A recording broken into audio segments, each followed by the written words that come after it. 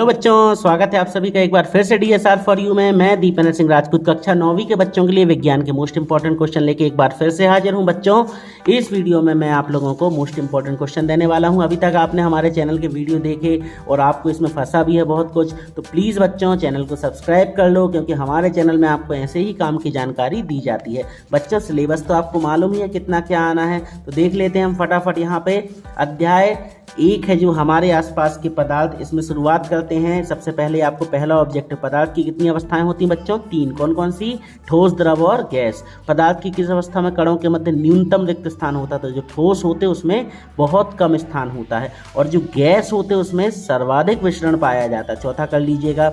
छठवां, न्यूनतम विसरण वाला गुण किसमें पाया जाता है बच्चों? ठोस में।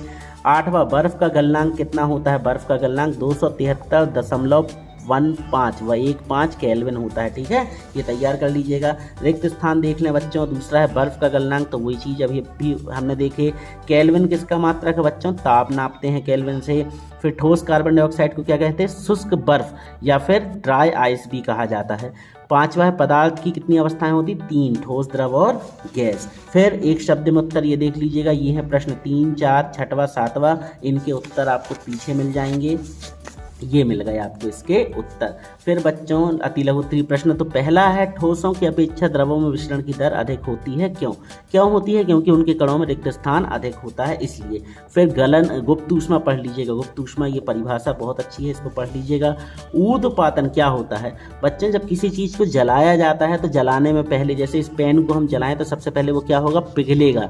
पिघलने के बाद फिर वो जल करके हवा में उड़ जाएगा। मगर कुछ चीज़ें ऐसी होती जिनको जलाने पर वो पिघलती नहीं और सीधे गैस बन जाती हैं। जैसे कपूर को कभी आप जलाओगे तो जलाने पे कपूर के राख नहीं बचती, वो सीधा गैस बन जाता है ना, तो वो कहलाता है ऊर्ध्वपातन। तो क्या है कि ऊर्ध्वपातन वह प्रक्रिया है जिसमें कोई पदार्थ अपनी ठोस अवस्था से सीधे गैस अवस्था में परिवर्तित हो जाता है। ठीक है, बस इतना ही लिख दोगे तो भी आपका उत्तर पूरा हो जाएगा। फिर 6वां पढ़ लेना। शुष्क बर्फ किसे कहते हैं? ये निक्षेपण वाला भी आप देख सकते हैं।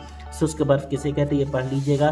फिर गलनांक किसे कहते हैं? क्वथनांक किसे कहते हैं? गलनांक जिसमें कोई वह ताप जिस पे कोई ठोस जो है वो द्रव में बदल जाए, है ना, उसे गल जाए। वो गलती है जब कोई चीज़ तो मजबूत रहती तो पिघल जाती है ना, तो क्या है कि वह स्थिर ताप जिस पर कोई ठोस द्रव अवस्था में बदल जाता है उसे गलनांक कहते हैं। और क्वथनांक जिसमें वो क्या होता है, जिस पर कोई द्रव वाष्प में बदलता है, द्रव जो है वो भाप बन जाता है, उसे क्वथनांक कहते हैं।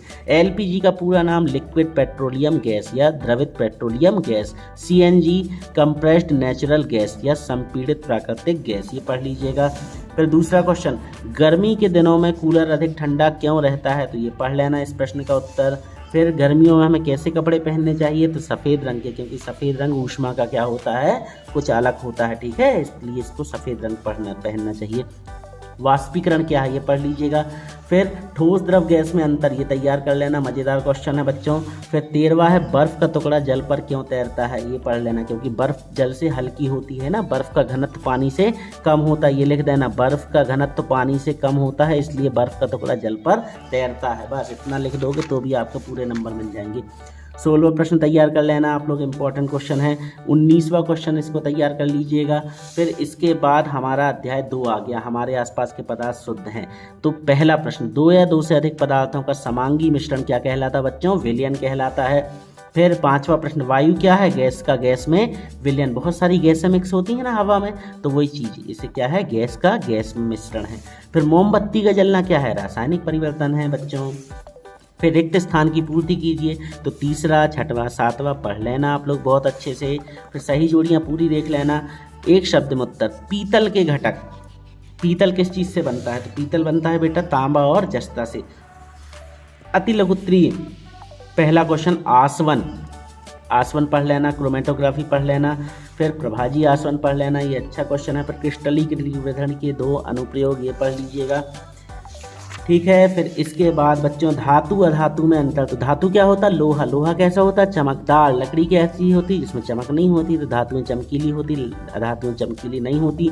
धातुएं ऊष्मा विद्युत की चालक होती हैं, अधातुएं ऊष्मा विद्युत की चालक नहीं होती। धातु कठोर होती, लोहा कड़ा होता है ना, अधातु नहीं होती। तो ये लिख दीजिएगा आप लोग।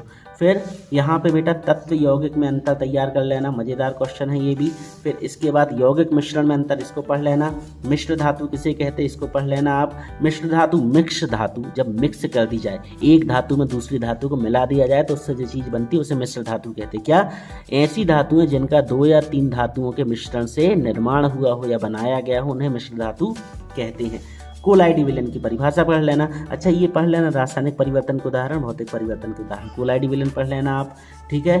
फिर धातुओं के 2 गुणधर्म कर लीजिएगा आप लोग अच्छे से, ये हैं इसका उत्तर पूरा। धातुओं के 2 गुणधर्म कर लेना। समांगी विषमांगी मिश्रण, इसको पढ़ लेना। देखो छोटे छोटे प्रश्न हैं इसलिए इतने सारे मिल रहे हैं आपको। फिर टिंडल प्रभाव कर लेना, बहुत अच्छा क्वेश्चन है। समांगी और विषमांगी मिश्रण, इसको पढ़ लीजिएगा आप लोग, अध्याय 2 के हमारे ये चल रहे हैं इंपॉर्टेंट। ऊर्ध्वपातन की विधि पढ़ लीजिएगा, क्रोमेटोग्राफी, ये फिर से रिपीट हो गए। धातु अधातु में अंतर, ये फिर से रिपीट हो गए, पढ़ लें आप इसको। अध्याय 3 पहला ऑब्जेक्टिव पढ़ लेना, 2 या 2 से अधिक परमाणु मिलकर क्या बनाते हैं, अणु का निर्माण करते हैं। फिर तीसरा, 5वां, 8वां, देखें निशान लगे हुए हैं, रिक्त स्थान की पूर्ति, पहला, दूसरा, तीसरा, इसको देख लीजिएगा आप लोग। फिर 7वां, 8वां तैयार कर लेना, ये लिखिए इनके उत्तर। फिर सही जोड़ी में नमक का सूत्र पढ़ लेना बच्चों। नमक का सूत्र क्या होता है, NaCl, सोडियम क्लोराइड। सोने को बोलते हैं Au, आयरन को बोलते हैं Fe, ये पढ़ लीजिएगा आप लोग अच्छे से। फिर यहाँ पे प्रश्न उत्तर, द्रव्यमान संरक्षण का नियम, ये तैयार कर लीजिएगा, ठीक है, बहुत अच्छा प्रश्न है। स्थिर अनुपात का नियम, इसको पढ़ लीजिएगा बच्चों। फिर इसके बाद यहाँ पे परमाणु द्रव्यमान की परिभाषा पढ़ लीजिएगा आप लोग अच्छे से। फिर मोल संकल्पना की व्याख्या, इसको तैयार कर लीजिएगा। फिर यहाँ डाल्टन के परमाणु सिद्धांत के मुख्य बिंदु, इसको पढ़ लीजिएगा आप अच्छे से।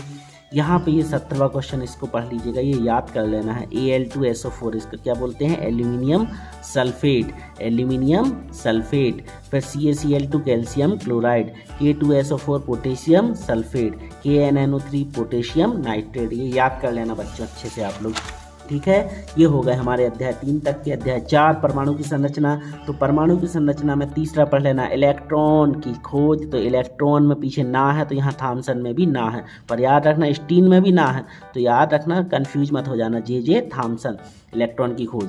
अल्फा कण कैसे होते, द्विआवेशित। 5वां पढ़ लेना, किसी परमाणु का केंद्रक कैसा होता है, धनावेशित होता है, ठीक है। फिर सही रिक्त स्थान देखें, दूसरा, चौथा, 5वां, 6वां, 10वां, 11वां, 12वां, ये देखें पूरे आपके सामने। फिर ये 17वां, और इनके उत्तर ये लिखे हुए हैं, तो आप इसके स्क्रीनशॉट ले लें, इसको याद कर लें, निशान लगा लें। एक शब्द में उत्तर, ये पूरे प्रश्न आपको पढ़ लेना है एक शब्द में। तो समस्थानिक के उदाहरण, तो हाइड्रोजन के बच्चों 3 समस्थानिक होते हैं, प्रोटियम, ड्यूटियम और ट्राइटियम। फिर ये पढ़ लेना, बोरान की संयोजकता, ये पढ़ लीजिएगा आप लोग। फिर यहाँ पर रदरफोर्ड के परमाणु मॉडल की कमियां, इसको पढ़ लेना आप लोग। ये प्रोटॉन के 2 गुण, ये भी पढ़ लीजिएगा, अच्छा क्वेश्चन है बच्चों, इंपॉर्टेंट है, स्क्रीनशॉट ले लें इसका भी आप लोग। फिर यहाँ पे आपका प्रश्न चौथा, संयोजकता किसे कहते हैं, ये संयोजकता पढ़ लीजिएगा। समस्थानिक, मोस्ट इंपॉर्टेंट क्वेश्चन, समस्थानिक क्या होता है, इसको पढ़ लेना।